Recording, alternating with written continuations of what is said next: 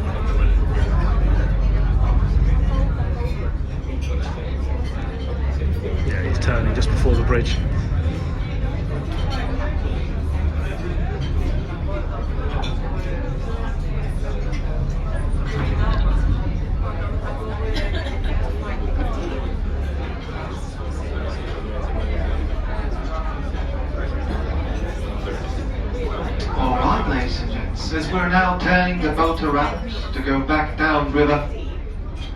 On our right hand side, you can see Westminster Bridge, the new Palace of Westminster,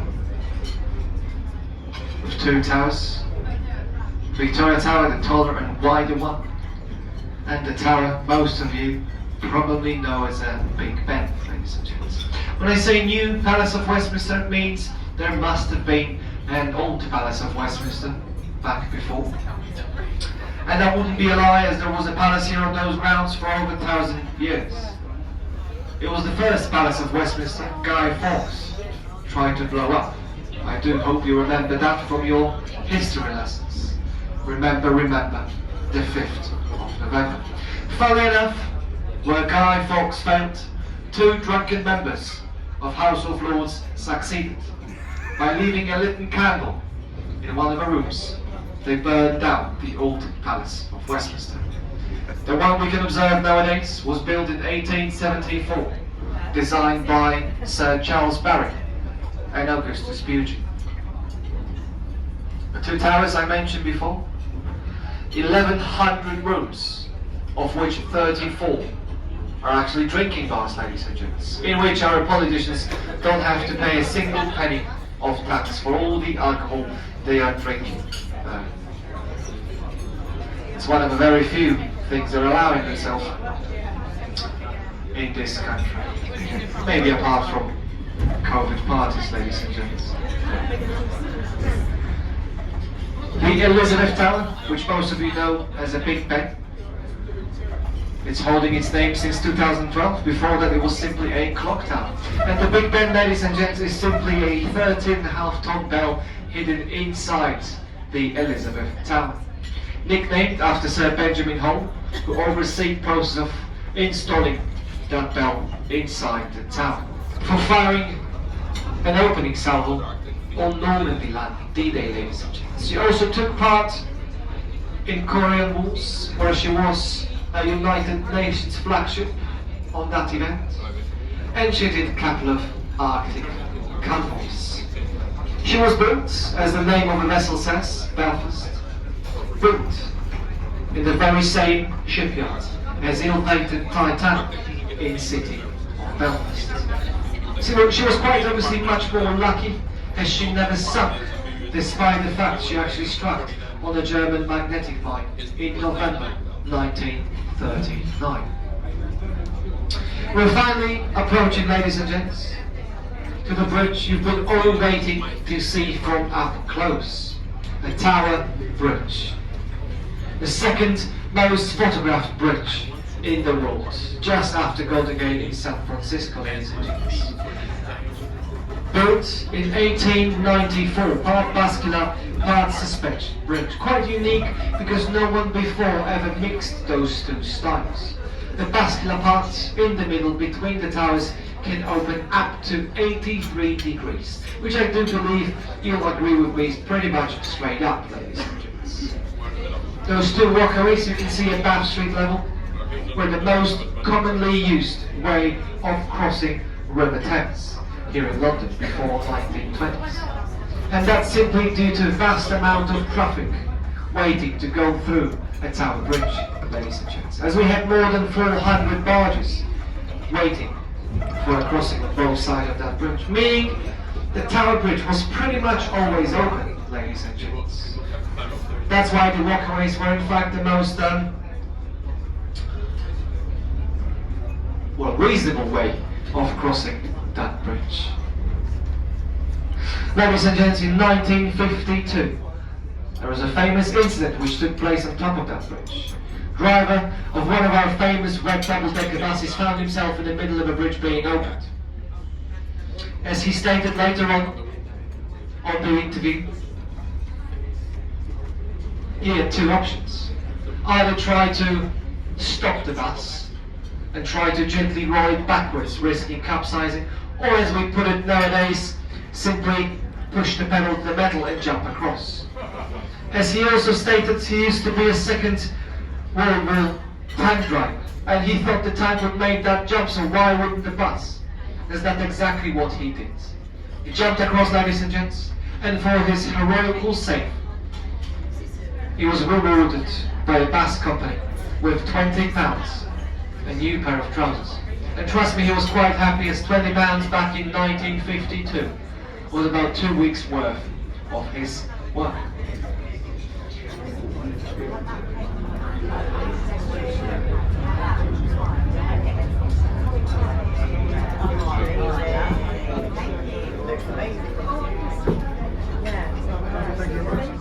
I have opinion on the architecture in this city.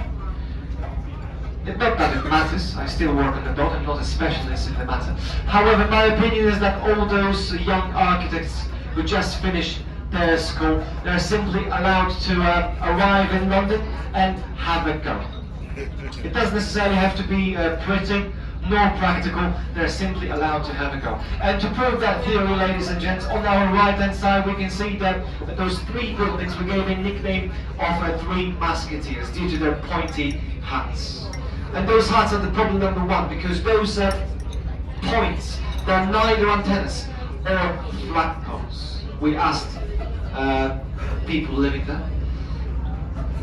The next thing is that they're pretty much made of green glass, which makes it horribly expensive to warm up through the winter. So there goes your practicality, ladies and gents, through the window. If they're pretty or not, I leave the judging to you. Personally, I don't mind it, and I agree with the nickname.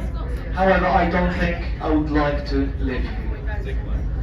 On to our right hand side, the tip of the building we know as a gherkin. Ladies and gents, do we know gherkin? Of course we know gherkin. It was in every single Bond movie of last 20 years, so we're quite familiar with it. Ladies and gents, to the left from the gherkin, we can see this shiny triangular shape of building we nicknamed a scalpel. Mainly because of how it is reflecting the stainless steel, how it is reflecting the sun. As from the distance, around 1, when the sun is just high enough, it does look like a very sharp scalpel in the middle of the operation theatre. Just behind the scalpel, another building with a silly nickname of a cheese grater. Again, due to its shape, triangular shape with a flat top, causing it to look like a cheese grater. Towards the end of the day, after sundown, if you will be around here in London, when they turn on the lights in the building, every single window does look like a tiny hole you would grate your cheese through. That's why the nickname, ladies and gents. The hotel was slightly in the way. Now we can see the cheese grater a bit better, right behind the scalpel, ladies and gents. But to the left of all the buildings I just mentioned, we have another very famous and important in London building called Walkie Talkie. Do we know how Walkie Talkie look like? Are we familiar with that building? Yes? Perfect. Nicknamed That Goose. It is actually right now used as by people working in so-called London City. The building I mean is the one getting wider, taller it gets, with the vertical grille sides. Ladies and gents, it became internationally famous when, because of a reflection of the sun, a couple of cars caught on fire right in front of that building. They were parked in front of a main entrance and suddenly catching fire. A couple of Bentleys and Jaguar waved us goodbye. As far as I'm aware, they still haven't changed the design of the upper floors. So the accident like that still might happen, but they simply put a couple of cones in front of that entrance to make sure no one will be parking there anymore. It's working as of now. Ladies and gents, the official name of the building is 20 Fenchurch Street. And why I say it is important? It is important from a tourist point of view, because inside the top of that building, there is a famous tourist attraction called Sky Gardens, which is a free viewing platform. Important, considering On the other side of the river, there's a Shard Chateau Glass, with its viewing platform costing you £36. Sky Gardens being a much better option, I guess. Usually you would have to book your tickets on their website. The tickets are free, however you have to book your slot. Sadly, you can only book those tickets 3 weeks in advance. However, they do accept walk-ins as well. So if you're going to simply show up and they're going to have enough place there to fit you in, you'll be more than welcome to enjoy yourself in the top of that building. So definitely worth trying, ladies and gents, especially it costs you nothing. Alright? On to our right, we can see Tower of London. Can we see Tower of London? I congratulate you on your eyesight because I can't see the bloody tower because of the bloody trees. Ladies and gents, Tower of London, exactly like me, is not exactly British, as you probably realise by my accent. It was built in 1078 by William the Conqueror, who was Norman. If we translate Norman into 21st century, that means French. And no matter how politically correct we would like to be, there is no other nation British people dislike more than French. Yet it doesn't stand in the way of being so incredibly proud of Tower of London itself. It used to be many things throughout history. It used to be the first Royal Observatory. If we look at the White Tower, the oldest part of Tower of London, we can see 3 square towers and 1 circular in the far back corner. And it was in fact the first Royal Observatory before one at Greenwich.